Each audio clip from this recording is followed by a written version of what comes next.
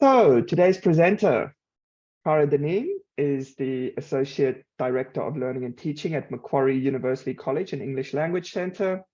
Cara is a big supporter of English Australia and contributes in various ways, including as convener of the Assessment SIG and also writing for the English Australia Journal, as well as the EdTech SIG blog. She's been a teacher and an academic manager in Australia, Oman, and Spain over the last 20 years. And she's someone whose expertise in ELICOS I greatly admire. So please, Cara, over to you. Thanks very much, Hanno. And thanks very much for having me here. I will just sort out the screen share while I'm getting ready there. Hopefully, I've got the right page up, as you can see. All right, so today's talk is just about unpacking the digital pencil case. I'm looking at a couple of things. I'm just going to stop you for a sec because I do think you might be sharing the other one. The other one. Right-wise, you can see, and not the screen, not the. There's side by side. So we've got your. Oh, you're seeing that one? Yeah. That's strange. Okay, I'll do that again. Sorry about that. It's all good. Screen 2. Oh, it's screen 3 now. Sorry. Third screen. Now? Yes? Okay, great. Perfect. Okay. So we're just going to look at I was asked to do this because I had written previously about the theme of digital tools and the way students are using it in academic writing and how that really, we need to take account of that when we're designing assessment and designing policy around plagiarism and the use of these tools. So I thought we might look today, we'll look a little bit about at the themes of those publications that I've done, but then we'll reflect a little bit on our own use of the tools and how we use that in a professional capacity. Have a look at some of the available tools now, and it's such a fast-moving space, that area. I was really fascinated to drop back into the topic and see what's happening. Consider the way that our students are using the tools, and then there'll be a discussion at the end so that you can add your parts, your thoughts and experiences to it. Okay, so that first English Australia article, which came out at the beginning of last year. So in that, it talks about my impetus really for my focus on this area was a case that happened with a student where we had, a typical scenario, which I'm sure you've all sort of been a part of. A student's assignment writing was well above the level of the in-class writing, and the teacher noticed the difference, reported the student. Director of studies had a chat to the student. And it just transpired that the student had been using, we were asking them, well, can you please tell us about what you've written? This writing seems beyond your level, but explain to us about this. And the student couldn't. They said, I can't explain it, but I understand it in my own language. And so we said, well, look, if you haven't written it yourself, then we've got to consider that this could be contract cheating, this could be collusion. And the student ran away quickly and came back with the laptop and said, no, it's not at all. And showed us, all of the tools that they were using, which was translation tools and paraphrasing tools. And when we sort of mapped it back together, we could see that actually about 75, it was only a small essay, 250 words, about 75% of that text had come from tools. Which is why the student couldn't tell us in their own words about what their essay was about. And when we said, look, this can't be, this is a form of plagiarism. And the student said, plagiarism, no, because then they showed us, look, we've got, and they had in-text citations against, parts of the text that, referred to someone else's work. And so they had attributed, but they just hadn't done the actual writing. They'd outsourced the writing and used a tool to do it. And then we went back to the policy and thought, well, it's strange, but our policy, it only talks about, using a person that you're, or not acknowledging. Plagiarism sort of says you're not acknowledging the original source, whereas this student was acknowledging the original source. They just weren't doing the writing. So, I mean, we, didn't pass the student on the basis of that submission, but it got me really looking into, well, what are our policies saying? And surely this should be something that's a focus. So I undertook a study and looked at 25 different policies across different institutions around Australia and found that really there's a policy silence on the use of these tools. And so that was really the focus. But at the English language, that was university policies. But I think in the English language centres that we're all working in, it's so much more important for us because our whole output is about their use of English language. So that we need really clear guidelines here for us and for the students on what's usable and what's not. So I had a look at the way that 3 different centres were aware of this and had sort of changed their assessments accordingly, because they knew that digital tools were being used, but we're all doing different things, and we need to really talk about that more. What are our approaches and what's reasonable and what's not? I went on and did a follow-up presentation at UWECA that year and just talked a little bit more about the learning and teaching aspect and thought about, well, if the tools are there, maybe we should be using them in our courses instead of, I mean, back in the day when they were first coming out, we tried to ignore them or ban them and not allow the students to use it.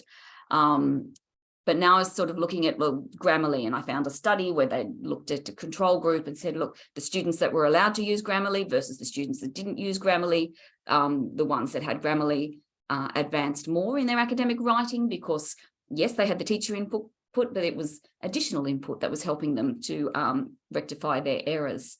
So that's something that's worth considering. I looked at some of the quality of the paraphrasing tools at the time, or the paraphrasing tools that I came across, and saw that they were pretty poor. They were just really changing a lot of a few words here and there, but not really reframing sentences, and so they weren't an appropriate paraphrase, and they weren't very good. And so I was suggesting that perhaps one of the things we could do was change the way that we assess students' writing, the way that we, the rating rubrics that we use, and reduce the grammar and the spelling, because if they're doing assignment work, because it's reasonable that the spelling, it should be 100% correct if they're using Word. And the grammar should be a lot stronger than what it would be if they're handwriting.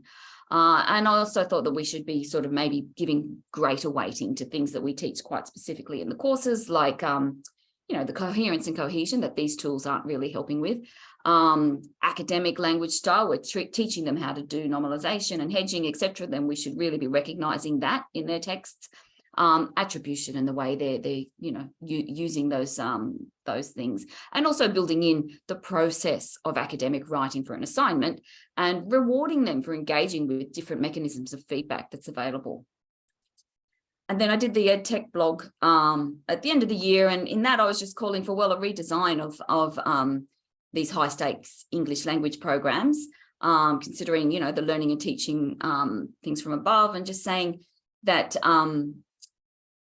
perhaps looking at those poor examples of paraphrase tools, perhaps we needed to have students evaluating the language that these tools were producing and identifying that then it's not a good paraphrase and working with that. But things have kind of moved on since I did that, which was only about this time last year. So I thought at this point it might be helpful just to get an understanding of everybody's use of some of these tools that our students are using. So Sophie's prepared a little poll. How do we do this, Soph? Yep, I'll just launch the poll now. Okay. Right, so hopefully you can all see that. If you could just submit your answers, and then we'll have a look at the way that we're all using these tools.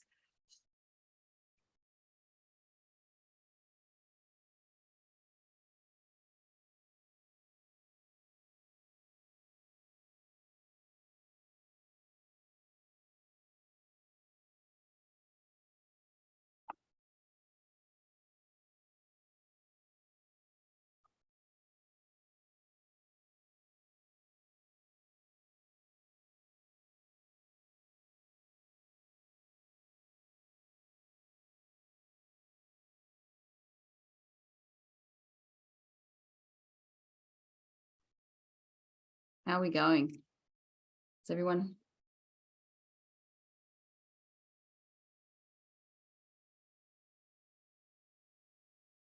Yep, I can see most people have answered the poll now, so I'll share.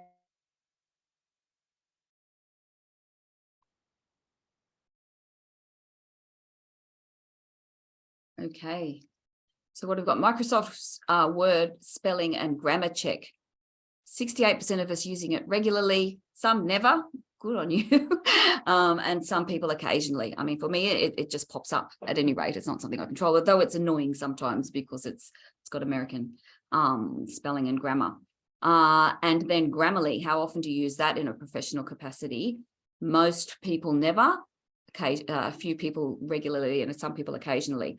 Grammarly is something that's on my system because I put it there just so I could see what the student experience was, and actually it's correcting me all the time. I think, oh goodness, I wasn't aware that I was making those sorts of errors. Sometimes, of course, you need to ignore it because it's giving you Americanisms, but I was surprised at how useful I found that.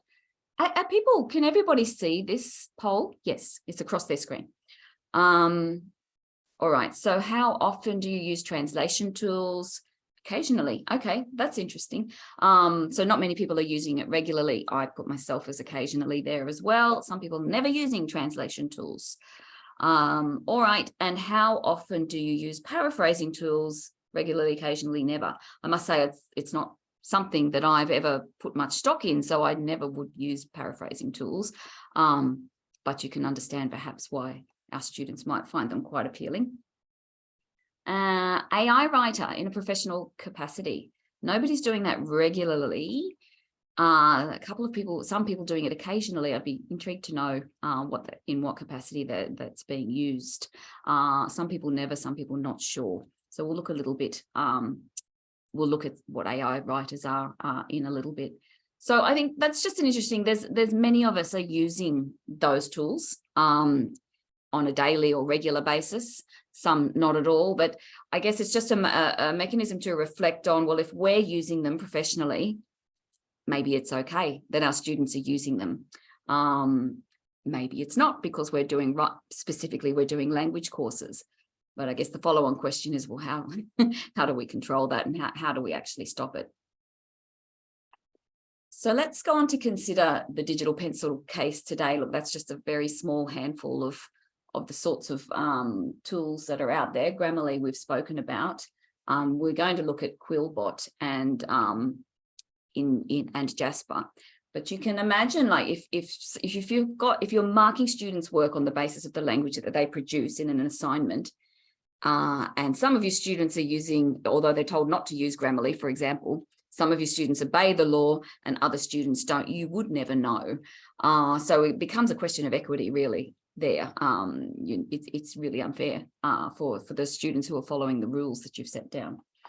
So let's have a look at QuillBot, because that was put forward, that was sort of suggested to me by a colleague, because I had looked at some fairly ordinary paraphrasing tools, but QuillBot is really quite good. If you have a look at that first sentence, so in the standard text, it said, the innovation of telemedicine helps reduce the cost of healthcare and reduce the admissions to hospital. The paraphrased version, telemedicine is an innovation that lowers healthcare costs and decreases hospital admissions. So it's a reasonable paraphrase. And of course, if you looked at that and didn't like it, you can click the little rephrase button and it'll give you another version of that. So quite a developed tool, really. It's a long way from, it's far ahead of anything that I had looked at when I first started considering what students might be using. So just have a little think about, and as I show you these tools, have a think about, well, who's the tool aimed at? Who's it really going to support? Is it something our students should be using? Is it something they shouldn't be using? And what mechanism of control do we have over it, or what would be the best sort of outcome? I don't know if many of you have heard of WriteWise. I mean, I have heard about it around the traps, but I hadn't really looked at it too closely. So WriteWise, I've actually got a little, I hope that I can just drop this onto the screen and that's what you will see. Do you see the WriteWise thing now? Good. And I actually just don't know if I shared my sound the second time. I think I did.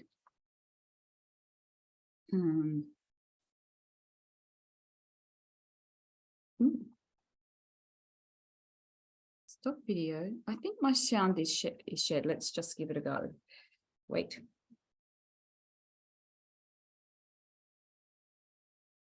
Sorry. Too many clicks. All right. I'll just play this for you. Give me a yell if that sound's not going to come through. You've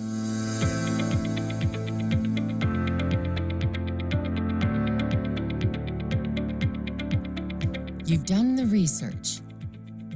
Now to share it with the world. If you don't know how to write an academic article, or if you're just looking for a way to write more effectively and with higher quality, WriteWise is for you. Step 1. WriteWise will help you break that writer's block of seeing a blank page, providing you with thousands of template sentences to help you start presenting your ideas. Step 2. WriteWise will also check to make sure everything is in order, comparing your paper with thousands of examples across different disciplines. This abstract is missing the methods. There we go. Step 3. And if this wasn't enough, WriteWise also detects sentences that are complex to read and understand. Furthermore, WriteWise automatically reviews and detects more than 3,000 complex grammar errors specific to academic writing. Now, you're ready to share your research with the world. No more rejections because the paper is poorly written. Are you ready to try WriteWise? Okay, so looking at that, I think I'm ready to try WriteWise. That sounds like it would save you quite a lot of time if you were, trying to use your research and produce articles of a good standard for publication or for whatever it might be. So you can imagine our students, that's quite an appealing tool for our students. Do we block them from using it? Can we block them from using it? Or what are some ways, how would we redesign what we do and how we assess their language if we know that these are the sorts of tools that they have access to and are likely to be using? The other one, this one blew my mind. I thought I knew what an artificial intelligence writer was, but I didn't until I looked at this. So I'll play this one for you as well. Say hey to Jarvis.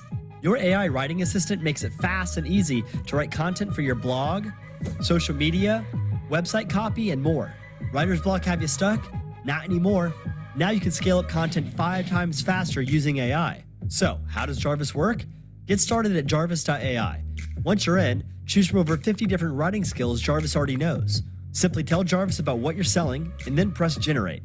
Instantly before your eyes, watch Jarvis write content for you. Since Jarvis has read about 10% of the internet, it knows all about your niche and is trained by expert marketers to write emotional, persuasive copy. Do you want to write high-quality blog content fast? Then activate Boss Mode. This lets you command Jarvis directly in documents like, "Hey Jarvis, write a paragraph about aliens in the tone of voice of Joe Rogan." Dang, look at that. Now you just got to make your edits, rephrase, and then generate your next paragraph. It's that fast and easy. Jarvis writes original content that's plagiarism-free, optimized for SEO, and drives sales. That's why Jarvis is rated 5 stars and over 1,000 reviews. For the first time ever, we have content that's like, I think we probably had enough of Jarvis, but it's quite surprising, isn't it? But there are those of you that probably knew all about Jarvis. Yeah, but if that's being used in marketing and I heard journalism, marketing, bloggers, they're using those sorts of tools to save time. But of course, our students, as much as they may be using them later on in life, our remit is to make sure they have at least the basics of language. So we need to talk about the availability of these tools and assess, well, what it means for the programs that we do and what sort of decisions we should be making about the way that we assess and the types of assessments that we design. So we will have a little chat about that, but I thought, well, I'll just sort of highlight a little bit about, I call it the literature, but some of it's the literature and some of it's just, discussion pieces that I've seen written or snippets from webinars that I've attended. So, there are some saying, look, teach students to use digital tools ethically, work with them in the classroom, teach them what's right and what's wrong.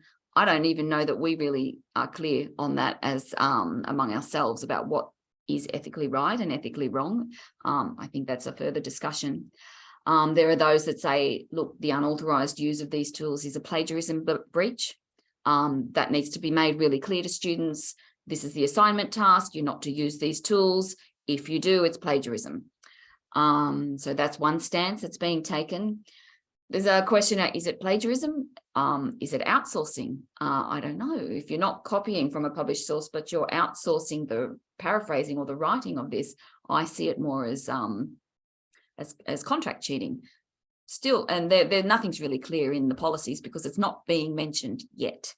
Having said that, though, some policies you can see some of that coming in. CQU, Central Queensland University, has a lovely little section in there, and I'm sure that was driven by the English language division, about backwashing and and the use of backwashing. Actually, I didn't touch on that. One of the approaches that ways that students were using translation tools, for those of you who hadn't heard of backwashing, was to take something like, maybe I find a paragraph that I want to use and maybe it's written in English. I might put that into a Google Translate to put it into another language, and then I will take that and put it back into English, and it's between the two translations. It's changed enough to avoid detection on our originality checker. Often the wording is a little bit strange, but then you do expect that with your students, so it wouldn't necessarily raise any eyebrows. So that was something that was identified by Jones back in 2009, and he called it backwashing. So where was I with that? So yes, so that's like an outsourcing of the paraphrasing if you use those sorts of tools, or you use a paraphrasing tool itself. There's also a call for redesigning assessment to account for the use of tools. There's a call to also teach students to use artificial intelligence because they're going to need it in their professions. And I think that's a fair enough call for university. Personally, I think it's fair enough for university if they've identified that within the sector or that the students are going into, that it's necessary. For example, marketing, that makes sense. I don't know that it makes sense for what we're doing. And then you see some people like Dawson who view the use of digital tools as more of a cognitive offload. They don't see it as contract cheating or any sort of plagiarism, but using those tools, it's to cognitive offload to allow you to sort of get on with something else. And again, perhaps that's okay at the university level, where the main focus is sort of the content or the research or the work that's being undertaken. But the presentation of that is less of sort of learning outcome. So potentially viewing it as cognitive offloading is okay. I still would question whether that's okay for us. And then there's another, there's others that are calling for a return to pen and paper testing. And I think there's some merit in that. I wouldn't like to see a 100% return necessarily, but I had a case just last week, in fact, where we had a student's writing far too good, and we was on a foundation program actually. So when we were able, because they actually didn't have good digital literacy skills, so we'd had to allow them to do one of the written tasks, the time tasks, as a handwritten one in class, because we felt the student would be disadvantaged by having to type. But in doing that, we were able to see that what the student produced handwritten in the class was actually about an IELTS 3.54 level, whereas they should have actually been at a 5.5 or even a 6 to be in this course. Versus the material that they had presented for their assignment work, which was I think I would have been hard pressed to write it so well. So yeah, I think there's a great deal of benefit in capturing that student handwriting as a part of your assessment suite. So I think what I'll do is I'll stop the share, because we're going to go into some discussion rooms now so that you can talk through your responses. We'll have each of us will be in a room with you, but the idea is to chat for around 15 minutes and then come back to the main room and just share some of the ideas that came up.